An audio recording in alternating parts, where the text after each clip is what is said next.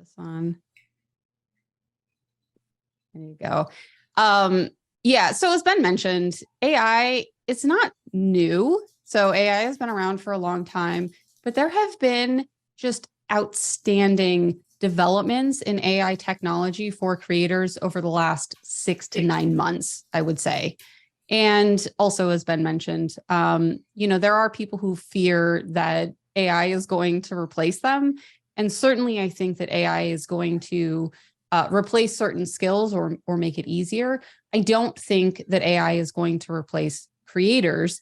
I do believe that used in the right way, AI can help you to be more efficient and more creative as a creator. I'm going to walk through some of the ways that I use AI as part of my podcast workflow. And then I'm also going to share some tools that I use across different types of content. So I'm creating audio content, I'm creating video content and images and lots of different things. So I'll share a couple of different tools there. Let me go to the next slide. All right. So as Robin mentioned, I host a podcast along with Jim Louderback called The Creator Feed. And Jim and I, for those of you who don't know Jim, he was the GM of VidCon. He's been in the industry for a long time. We get together every week and we talk about changes and updates and things happening in the creator economy. And as you can imagine, we talk about Gen AI a lot. There's always new developments in Gen AI. But I am using Gen AI as part of the entire workflow for the podcast. So the podcast is an audio only podcast. And I'm using it in terms of everything from researching and editing and even promoting the podcast. So here's just a couple of ways that I'm using AI as part of the workflow. First, I'm using ChatGPT 4. So I'm not using 3. I do have the paid version. I'm using ChatGPT 4 to summarize topics.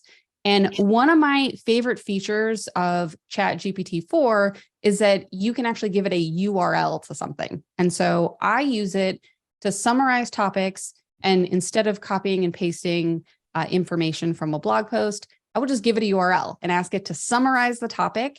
And that's going to help me talk about that topic on the podcast.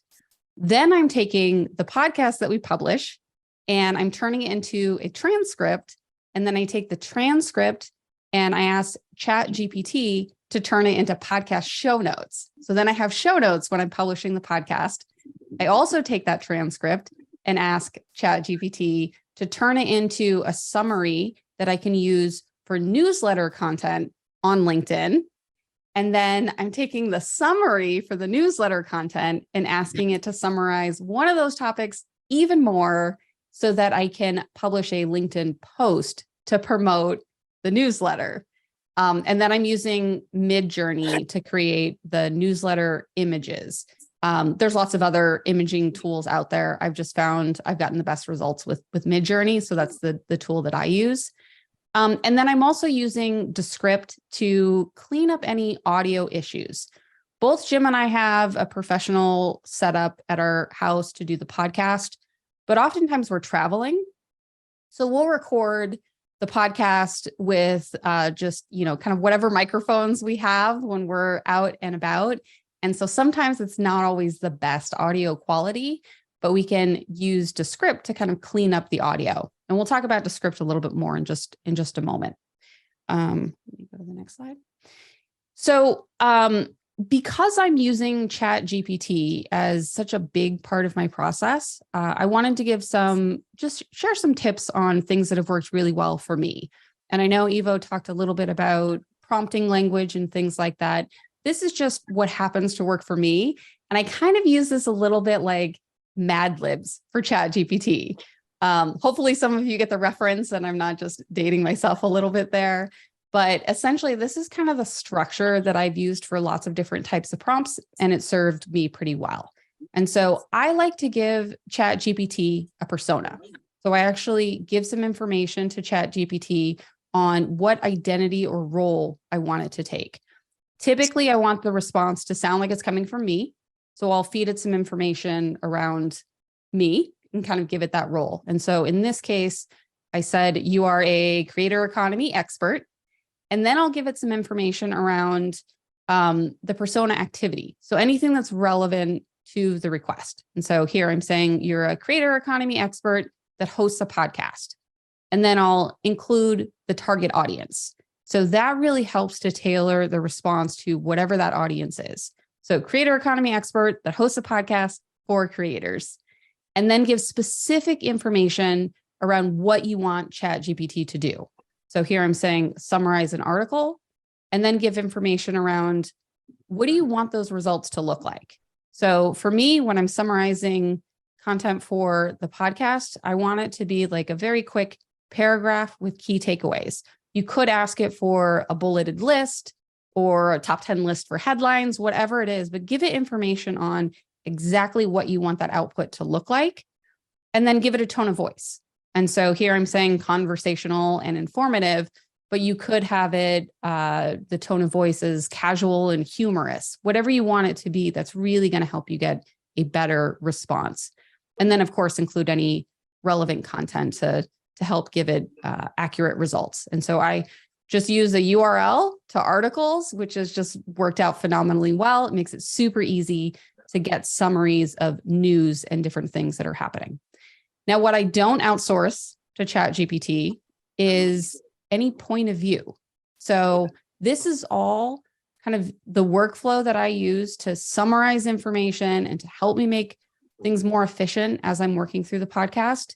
But opinions and my point of view on the podcast, those are for me. So I'm really outsourcing the task of kind of summarizing information and then adding my own spin on it. Same thing with Jim. So Jim kind of goes through a similar process as he's researching. And together we talk about our point of view and why we think these changes are good for creators or not good, and what this means. So not outsourcing that particular piece of it. So this is really how I use ChatGPT as part of the process, but there's a few other tools that I use for the podcast, but also video content and other things that I'm doing. One of my favorite tools, Descript. So I saw in the chat that people have been mentioning Descript. I use it all the time, love it. For those of you who don't know, Descript is an editing tool that you can use for audio and video. Once you upload your file, it'll turn your audio or video file into a transcript, and then you can edit the transcript, which is really cool. Two of the features that I use most frequently with Descript is studio sound and overdub. So studio sound, literally at the click of a button, you can clean up audio issues like background noise and echoes. I use it even when I'm recording in the studio. So it kind of helps enhance the audio, but it is phenomenal when you have any audio issues. Like when Jim and I are recording we recorded an episode at NAB and the audio was terrible, but we were able to use Descript to really clean that up and still have something that was worthy of publishing as part of the podcast. So really great tool. Overdub is also a great feature. So overdub is essentially an AI trained version of your own voice. So it's kind of like a deep fake of your own voice. You train it to sound like you, and then it can turn text into speech that sounds like you. So I don't use this for like a full podcast. I'm not just typing things out and using overdub to do the podcast, but I do use it if we're quoting research and we accidentally say the wrong thing. So if we're, quoting someone or saying numbers and it wasn't the right number, you can just go in. I can quickly kind of fix that, type it to the correct information, use the overdub, and then it sounds just like me. I've used it in the podcast and no one has noticed. So it works really well. What I will say about this is it kind of is like junk in, junk out when you're training it. You want to make sure that you're giving it enough of an inflection in your voice that it really kind of does sound like you for that overdub version. But for me, it's worked pretty well. vidIQ is another tool. It's actually really great for content creation. So they just launched an AI content generator for YouTube recently, still in beta, still some work to be done here. But essentially, you're able to put in a video topic. The more specific you can get, the better. And you just put in your video topic, you click that go button, and then what you're going to see is it'll generate, based on that video idea, it's going to generate a title, a description, keywords that you can use in YouTube, a thumbnail background. So this is not your actual thumbnail, but maybe you can use it as a background and use Photoshop or Canva or something else to layer things on top of it. So some type of thumbnail background. It'll create a video script and even a voiceover. Now, with any type of AI tool, I do recommend that you check for accuracy and do some fact checking. So in this case, I asked vidIQ to come up with a video about the history of Peeps. And I sometimes do weird food videos. And so this fit perfectly into some of the content that I do. And I did fact check it, and the information was correct, which is good. That's not always the case for AI tools. So I do recommend that you do some fact checking. But the script actually is pretty good, and something that I could potentially use. But it gives you a really good kind of starting package for your YouTube content. So pretty interesting tool to check out. Another tool that's really helpful for creators is some AI tools from Kajabi. So Kajabi is a platform that helps creators sell courses and coaching and some other things that you can do with it. But they just released a suite of AI tools to help specifically with course content. And so you can use AI to help create the course outline, also actual lesson content, landing page copies so that you can sell the courses, email copies so you can email it out to your network, the script for a sales video. So it's kind of the trailer video for you to sell your course, and then social media content to help promote the course. Now, this is still new, but I've been playing around with it and I've seen some really impressive results from this. So if you're a creator who's selling courses or thinking about selling a course, or have been stuck because you haven't been able to create your course, this is a pretty good tool to check out. And I know that they're developing some additional features here. So lots of things to play with here, but I've seen some pretty impressive results with that.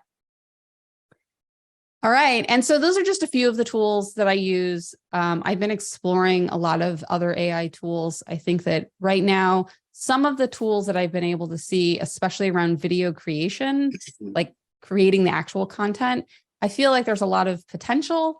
Many of them are not quite where I would like them to be for me to actually use them as part of my published video.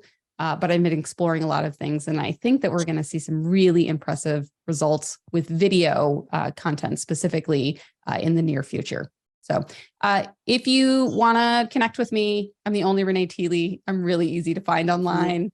You can connect with me on LinkedIn if you're interested in listening to the Creator Feed podcast. It's on all of the major podcast platforms. And then you can also subscribe to the newsletter on LinkedIn.